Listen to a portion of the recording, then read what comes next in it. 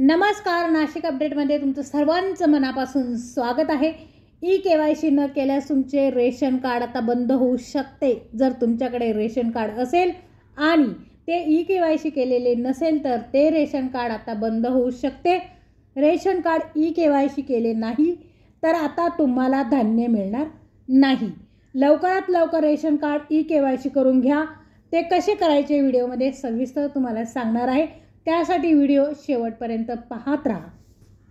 शिधापत्रिका धारकांनी लवकरात लवकर ई-केवायसी करणे गरजेचे आहे। तसे केले नाही तर 1 फेब्रुवारीपासून तुम्हाला धान्य मिळणार अजिबात धान्य मिळणार नाही। त्यामुळे तुमच्या कुटुंबातील कोणत्या सदस्याची ई-केवायसी झालेली आहे किंवा कोणत्या सदस्याची ई-केवायसी झालेली नाही ते तपासणे खूप गरजेचे आहे। ज्या शिधापत्रिका धारकांनी ई-केवायसी प्रक्रिया पूर्ण केलेली नाही त्यांना यांचे आता यापुढे रेशन कार्ड येत्या 1 फेब्रुवारीपर्यंत बंद होणार आहे। ई-केवायसी कशी करायची हे मी व्हिडिओमध्ये तुम्हाला सविस्तर सांगणार आहे। जर तुमचे रेशन कार्ड ई-केवायसी नसेल तर आजच हा व्हिडिओ बघून रेशन कार्ड ई-केवायसी करून घ्या। नवीन नियमांप्रमाणे रेशन कार्ड ई-केवायसी असणे गरजेचे आहे। जर तुमचे रेशन कार्ड ई-केवायसी नसेल तर तुम्हाला यापुढे धान्य मिळणार नाही। त्यासाठी आजच तुमचे रेशन कार्ड ई-केवायसी करून घ्या, जेणेकरून तुम्हाला कुठलीही समस्या कुठलीही अडचण आता तुम्हाला येणार नाही। बरं, तुमचे रेशन कार्ड ई-केवायसी झाले की नाही हे तुम्ही कसं ओळखणार?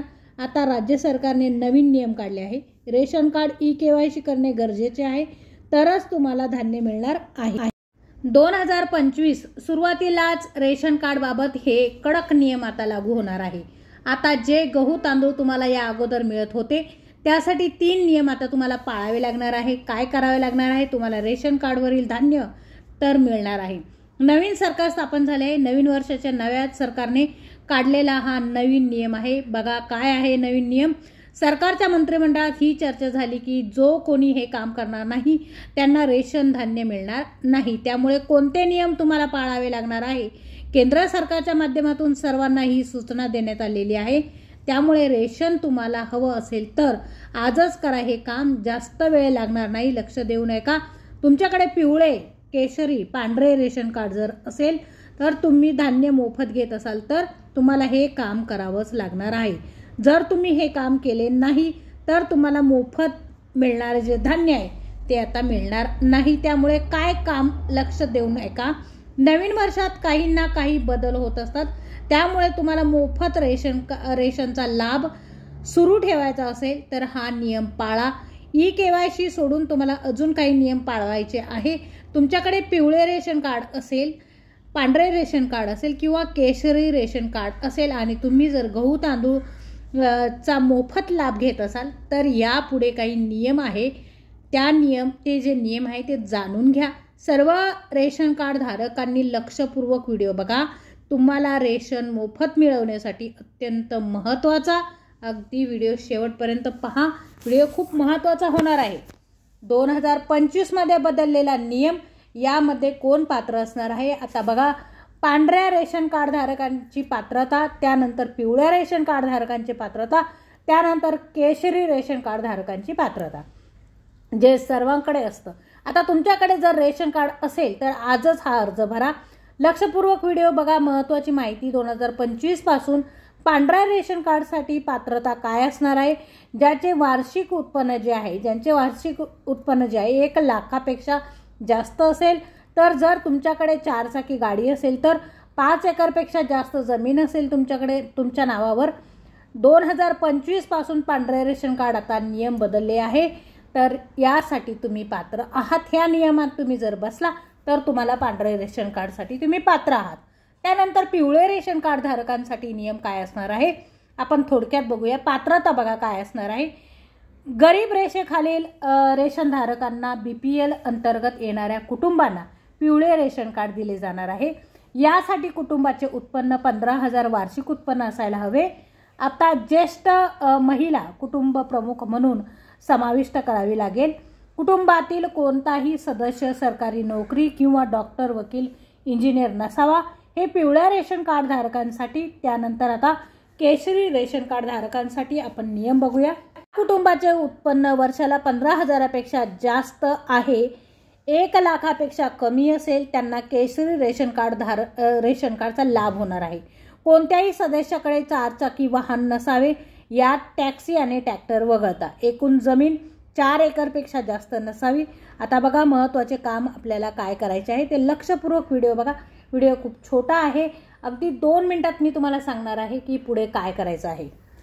महत्त्वाचे काम म्हणजे कुटुंबातील मृत व्यक्तीचे जे नाव आहे ते रेशन कार्डमधून तुम्हाला कमी करायचे आहे. कुटुंबातील त्या व्यक्तीचा रेशन कार्ड लाभ हा तुम्हाला मिळणार नाहीये. कुठल्याही प्रकारचं जे रेशन आहे ते तुम्हाला त्या मृत पावलेल्या व्यक्तीच्या नावावरती आता इथून पुढे घेता येणार नाही. त्या व्यक्तीचं नाव जे आहे ते तुम्हाला कमी करायचं आहे. आता बघा ई-केवायसी कशी करायची आहे. सर्वात अगोदर तुम्हाला ई-केवायसी करण्याची गरज आहे की नाही हे तपासावे लागणार आहे. त्यासाठी तुम्हाला मेरा राशन ॲप जे आहे ते डाउनलोड करावे लागणार आहे. त्यानंतर तुम्ही ई-केवायसी स्टेटस तुमचा जो आहे स्टेटस तपासू शकता.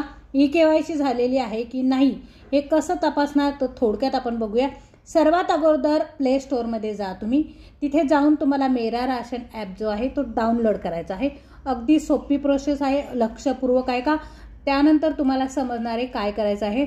एकदम स्टेप बाय स्टेप तुम्ही लक्ष देऊन व्हिडिओ ऐका, तुम्हाला समजणार आहे.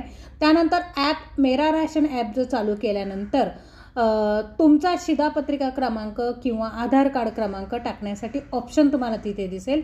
आधार किंवा शिधापत्रिका यापैकी कोणताही एक क्रमांक टाकून सबमिट या बटनावर क्लिक करा. त्यानंतर आधार सीडिंग या ऑप्शनवर यावे. त्यानंतर तुमच्या कुटुंबातील सदस्यांच्या नावापुढे आधार सीडिंग येस किंवा नो असे ऑप्शन दिसेल. ज्या सदस्यांच्या नावापुढे येस हा ऑप्शन असेल त्या सदस्याला ई-केवायसी करण्याची गरज नाही आणि ज्या सदस्यांच्या नावापुढे नो असा ऑप्शन असेल त्या सदस्याला ई-केवायसी करावी लागेल. ई-केवायसी करण्यासाठी तुम्ही राज्याच्या खाद्य पुरवठा विभागाच्या अधिकृत संकेतस्थळाला भेट द्यावी तुम्हाला लागणार आहे. ई-केवायसी करण्यासाठी राज्याच्या खाद्य पुरवठा विभागाच्या अधिकृत संकेतस्थळाला भेट द्यावी लागणार आहे तुम्हाला. तर असं जी ही प्रोसेस आहे तुम्ही तुमच्या मोबाईलवरती घर बसल्या बघू शकता. अजिबात कुठे जायची देखील तुम्हाला गरज नाही आहे. अशा पद्धतीनं तुम्ही बघू शकता जर तुमचं ई-केवायसी आहे की नाही ह्या गोष्टी सगळ्या तुम्ही चेक करू शकता, घर बसल्या चेक करू शकता.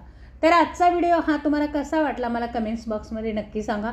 व्हिडिओ तुम्ही शेवटपर्यंत बघितला त्याबद्दल मी तुमची खूप खूप आभारी आहे आणि भेटूया पुढच्या व्हिडिओमध्ये. तोपर्यंत नमस्कार.